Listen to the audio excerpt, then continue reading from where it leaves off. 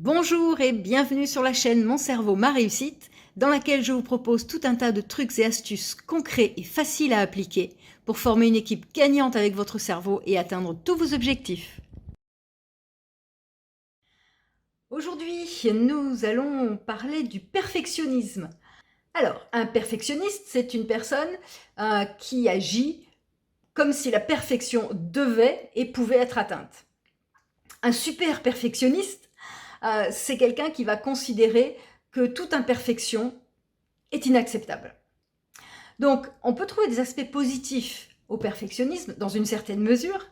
Ça va être quelqu'un qui va être très soucieux des détails, qui va être minutieux, méticuleux, qui va être capable de travailler dur, longtemps, qui va être tenace, donc qui va trouver de la motivation pour atteindre ses objectifs et qui ne va rien laisser au hasard. Donc ça, c'est la partie positive quand on maîtrise le perfectionnisme et qui ne prend pas trop d'ampleur. D'un autre côté, quand il prend trop d'ampleur, on obtient des aspects négatifs à ce comportement, dont l'un des aspects est la procrastination. Je vais procrastiner en permanence de peur de ne pas faire parfaitement.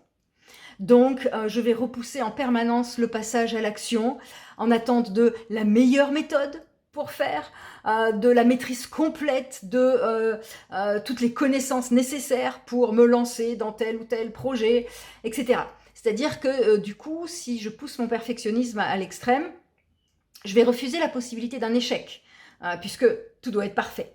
Et en refusant la possibilité d'un échec, le souci, c'est que du coup, je m'empêche d'apprendre et de progresser.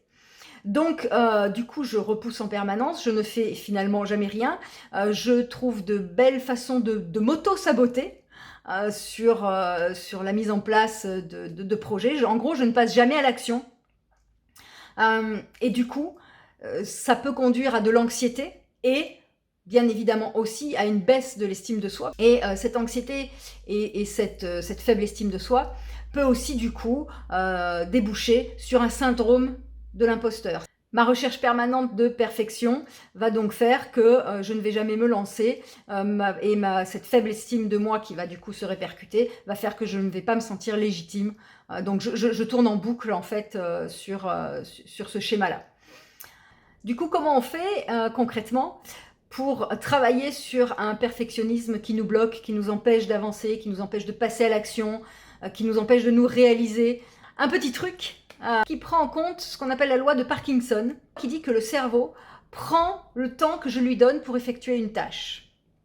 Je prends un exemple, si j'ai une tâche que je peux faire concrètement en un quart d'heure, et que moi je dis que oui mais je veux me laisser plus de temps et puis cette tâche elle est dure et puis ça va être compliqué et puis je veux être parfait et donc je vais me laisser une demi-heure, eh bien le cerveau va intégrer le fait qu'il a une demi-heure pour effectuer cette tâche et il va remplir les 30 minutes et il va donc terminer la tâche au bout de 30 minutes. Et là on se dit, ouh là là, j'ai bien fait de me laisser 30 minutes, j'y serais jamais arrivé en 10 minutes ou en un quart d'heure. En fait, c'est juste parce que le cerveau a pris le temps que vous lui avez donné. Si c'est une tâche qui concrètement peut être faite en 15 minutes, alors si vous dites à votre cerveau « j'ai 15 minutes pour la faire », il va booster un petit coup et il va la faire en 15 minutes. Donc, là, l'idée, c'est donc d'abord de choisir une tâche précise, d'accord, c'est-à-dire que plus je suis super précis, mieux mon cerveau sait où il va. Si je me dis aujourd'hui je fais la paperasse en retard ou aujourd'hui je révise mes fiches de français pour le bac français, c'est beaucoup trop large, ce n'est pas assez précis. Vous risquez effectivement de vous perdre à droite à gauche sans avoir de ligne directrice parce que votre cerveau ne sait pas trop où il va. Si à l'inverse, je me dis voilà, pendant 1 heure je vais faire les factures, puis pendant l'autre heure je vais faire ma compta, etc. Ou sur 1 heure je vais faire une fiche de résumé de tel texte de français. Voilà, là je dis, je suis très précise avec mon cerveau, je lui donne vraiment une tâche précise, du coup il sait où il va, et là il peut rentrer avec moi dans la stratégie. Ensuite, du coup, j'évalue le temps que cette tâche est censée me prendre, d'accord, un peu comme je viens de vous le dire dans l'exemple, sur l'heure qui arrive, de telle heure à telle heure, je vais faire telle fiche de français, ensuite je vais mettre une demi-heure pour, etc. Donc j'évalue le temps qu'elle est censée me prendre. Puis le temps que je vais probablement y passer si je m'écoute en tant que perfectionniste.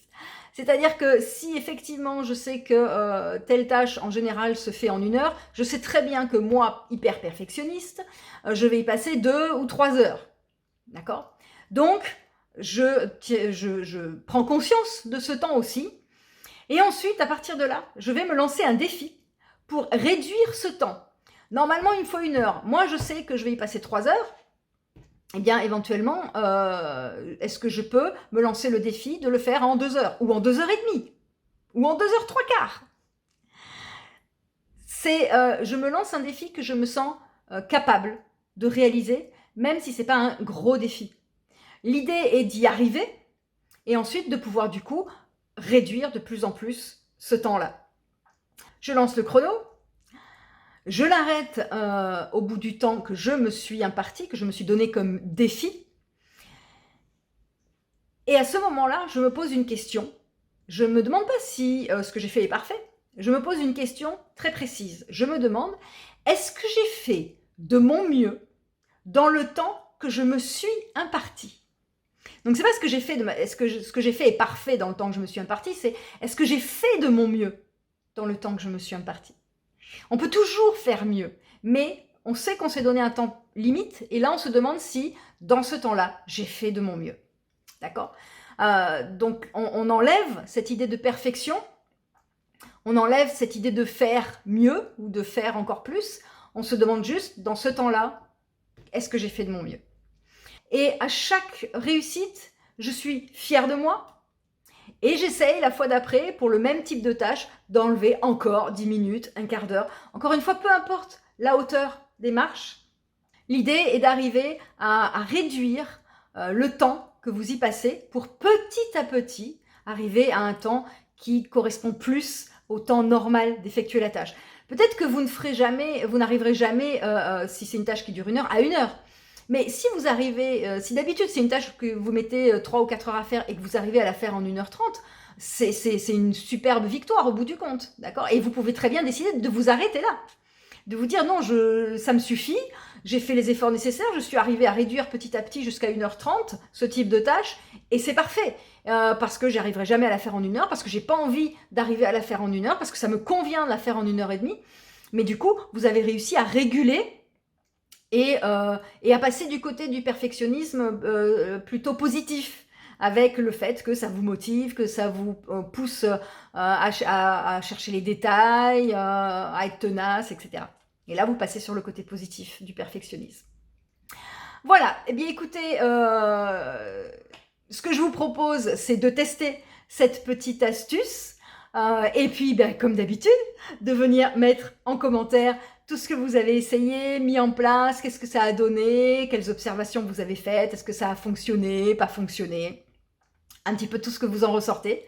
Et eh bien écoutez, je vous donne rendez-vous la semaine prochaine pour une autre astuce à mettre en place.